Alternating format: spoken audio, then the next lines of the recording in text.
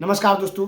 America Israel और Iran के युद्ध में ईरान बुरी तरह से मार खा रहा है, लेकिन ऐसा लग रहा है कि ईरान से ज़्यादा दर्द हमारे देश के विपक्ष के नेताओं को हो रहा है, वो भी खासकर कांग्रेस पार्टी के नेताओं को।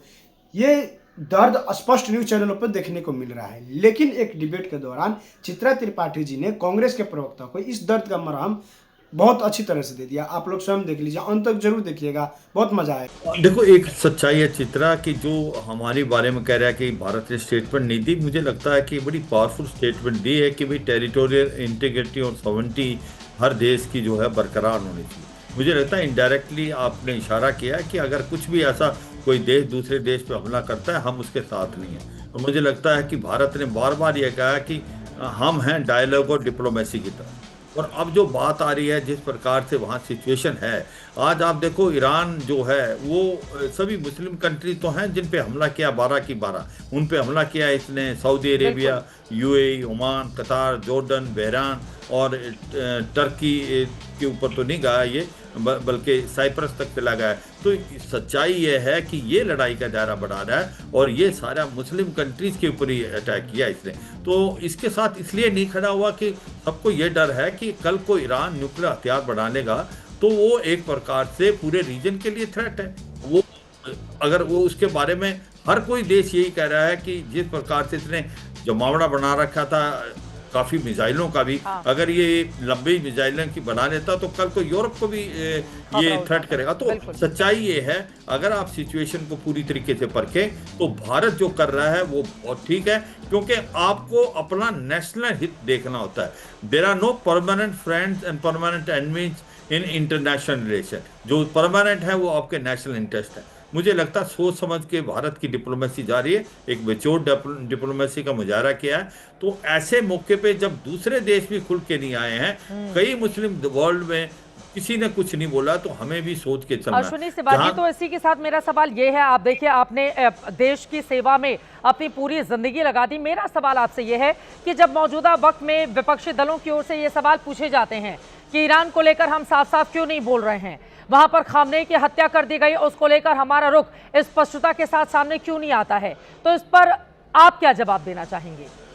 तो कई बार चुप रहने में ही बहुत कुछ है, और आपने चुप रह के भी काफी कुछ कह दिया है। और आपने तो बोल दिया है कि टेरिटोरियल इंटीग्रिटी और सॉवरेनिटी जो है वो मेंटेन होनी चाहिए पूरे देशों की, तो उसके अगेंस्ट तो आपने बोला अगर कोई हमला हुआ। तो मुझे लगता है कई बार सोच विचार करके चलना पड़ता है। और ये बात अगर आप ईरान की कर रहे हो, मैं दो बातें बताना चाहूँगा ईरान के में, क्योंकि मैंने उनके ऊपर स्टडी किया और अच्छे भी नहीं रहा अभी।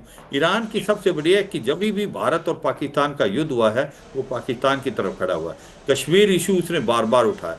हाँ, आज ये भी सच्चाई है कि अब ऑफ लेट लास्ट 10 साल से हमारे रिलेशन ईरान से अच्छे हुए हैं, स्पेशली चाबार को लेके, क्योंकि चाबार पोर्ट भारत के हित में है। वो एक बाईपास करता पाकिस्तान को, जाता है अफगानिस्तान, सेंट्रल एशियन स्टेट और नॉर्थ साउथ ट्रांसपोर्ट कॉरिडोर को जोड़ता है। इस हिसाब से भारत ने अभी भी बोला है कि अगर कोई मध्यस्थता या कोई ऐसा काम कर सकता है इस इलाके में, वो भारत ही है, क्योंकि भारत के रिलेशन सभी मुस्लिम कंट्री से भी अच्छे हैं, इजराइल से भी हैं, ईरान से भी अच्छे हैं। तो कई बार होता है चुप रहना ही मुझे लगता है बेटर है डिप्लोमेसी में, और इसी को हम दिखा रहे हैं। मगर ये भी सच्चाई है, आप पाकिस्तान जैसे देश को देखें, वही पाकिस्तान जो कभी कुछ बोलता है कभी कुछ बोलता, आज वो अमेरिका को बेसिस दे देगा। अमेरिका अगर हमला करता है, ग्राउंड डाउन ट्रुप्स करता है, तो जो साउथ ईस्ट की तरफ से अगर जो रास्ता है तो वो पाकिस्तान दे सकता है, अपनी बेसिस दे सकता है, वो पैसे के लिए कुछ भी कर सकता है। अगर आप देखें, मैं ये बताऊं कि अगर कल अमेरिका सोचता है उसको ट्रुप्स चाहिए या बूट्स ऑन ग्राउंड, जो करेगा नहीं, अगर वो अप्रिशिएट भी करता है, तो यही 3-4 देश हैं जिनका बॉर्डर। बहुत बड़ी बात आपकी ओर से कही गई है। मनीष मिश्रा जी, मैं आपके पास आऊंगी, लेकिन एक बार सुरेंद्र राजपूत जी का जल्दी से रुख कर लेती हूँ। सुरेंद्र राजपूत जी, अब मेरा ये सवाल है, जिस मुल्क ने भारत पाकिस्तान युद्ध में हमेशा पाकिस्तान का साथ दिया, वो कभी भारत के साथ खड़ा नहीं रहा, आज उस मुल्क के लिए हमारे विपक्षी नेताओं का दिल इतना ज्यादा क्यों धड़क रहा है? सुरेंद्र राजपूत जी। दो चीजें बड़ी स्पष्ट है। पहली चीज तो भारतीय जनता पार्टी और उनका इकोसिस्टम झूठ बोल रहा है, छल कर रहा है, कपट कर रहा है, प्रपंच कर रहा है कि ईरान के साथ हमारे अच्छे रिलेशन नहीं रहे।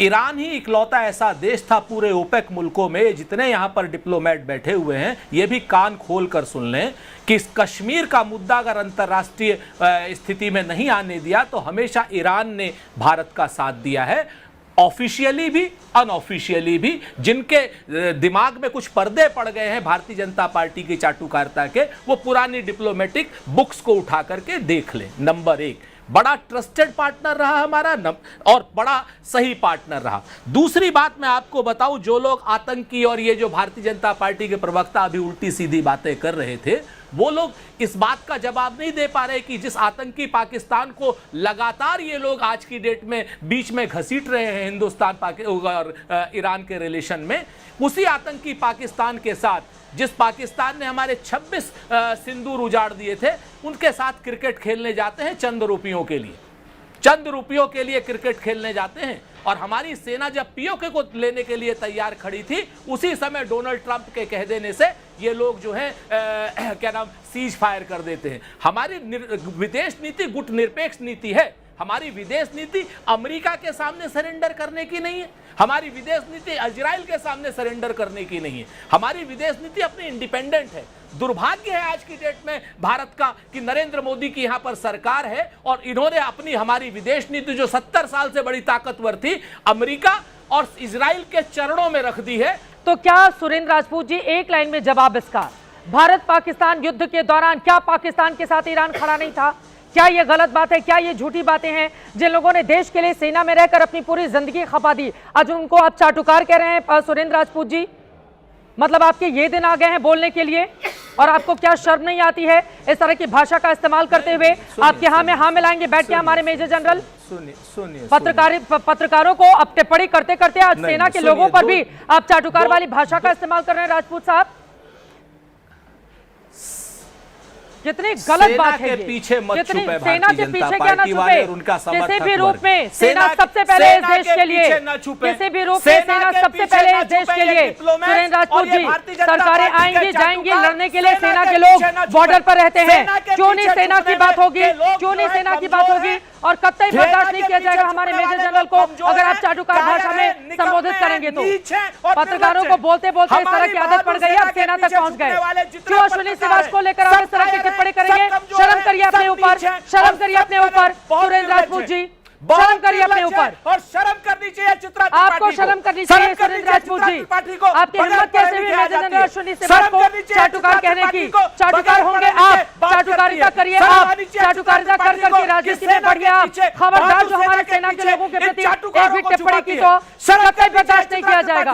ये बिल्कुल गलत बात है। हमारे रिटायर्ड अधिकारी जीवन अपना पूरा उन्होंने खपा दिया देश की सेवा करते हुए, और बैठकर यहाँ पर राजनीति चमकाने के लिए सेना के लोगों को लेकर आ रहे हैं। शर्म करनी चाहिए, आपको शर्म आनी चाहिए। और बिल्कुल गलत बात है, सेना के किसी भी व्यक्ति को लेकर एक टिप्पणी बर्दाश्त नहीं करूंगी मैं, एक टिप्पणी बर्दाश्त नहीं करूंगी। हम लोगों पर टिप्पणी करते करते आप लोगों को रोने की आदत पड़ गई। मेजर जनरल अश्विनी श्रीवास्तव को बोला भी कैसे आपने? इतनी गलत बात है ये। मनीष जी, एक क्लोजिंग टिप्पणी, भारत को कैसे तैयार रहना चाहिए? गलत बात है, कतई बर्दाश्त नहीं होगा सेना के ऊपर इस तरह की टिप्पणी, और ये बिल्कुल गलत बात है। पहले मीडिया को, फिर उसके बाद संस्थानों को, अब हमारी सेना के मेजर जनरल को आप चाटुकार बोल रहे हैं। अगर सच्चाई आपको बता दी तो चित्रा जी, ईरान खड़ा रहता ना हमारे साथ भारत पाकिस्तान युद्ध के दौरान, हमारे लोग मारे गए। हम क्यों नहीं 1971 का हम जिक्र करते हैं? एक सेकंड मिस्टर, सुनिए मेरी बात। ये सही बात है कि इंदिरा गांधी की वजह से बांग्लादेश बना, लेकिन ये भी सही बात है कि हमारे हजारों लोग मारे गए। कितने लोगों के नाम याद होंगे? हमारे सेना के कितने लोगों ने शहादत दी है? कितने लोगों के नाम याद रहते हैं? नरेंद्र मोदी का नेतृत्व कायर निकला। ठीक है, बोलते रहिए नरेंद्र मोदी को जो बोलना हो, लेकिन सेना के खिलाफ एक शब्द निकाली तो बर्दाश्त नहीं किया जाएगा। Closing comment Manish ji. चित्रा जी, जैसा आप देख रहे हैं, तू तड़ाक मत करिए, ये तू तड़ाक मत करिए, ये आपकी पार्टी के अंदर होता होगा ये तो, और मुझसे तुम में बिल्कुल बात नहीं करेंगे आप। एक राष्ट्रीय चैनल के एंकर हूं मैं, ये तू तड़ाक अपने नेताओं। खत्म, bye bye, tata, good bye.